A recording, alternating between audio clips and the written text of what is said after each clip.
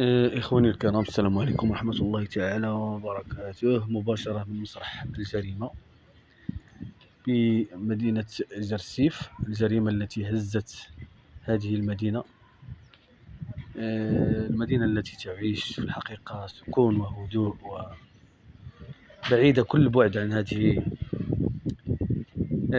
الجرائم، لكن قدر الله ما شاء فعل. حيث أقدم 30 على الإجهاز على زوجته الثلاثينية كذلك، مخلفين وراءهم ابن 3 سنوات وابن 7 سنوات. إليكم إعادة تمثيل الجريمة. هذه الصور ننقلها لكم مباشرة من مسرح الجريمة، بحيث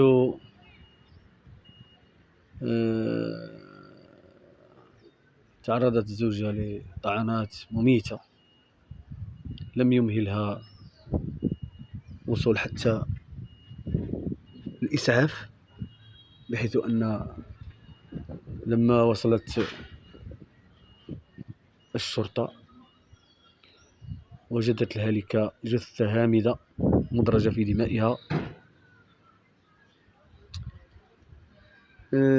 ما يسعنا إلا أن نقول لا حول ولا قوة إلا بالله. والله بعد علينا وعليكم كل شر. ماذا عسانا أن نقول في هذه الجريمة؟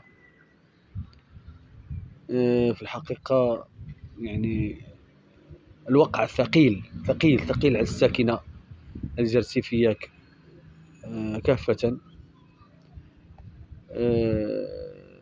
في الحقيقة الكل يسأل ويتساءل عن ما هي الأسباب والدوافع التي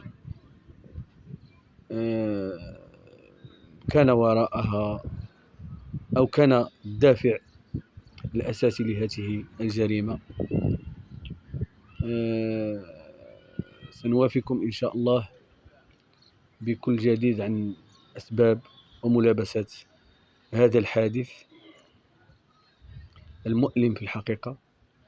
والسلام عليكم ورحمة الله تعالى.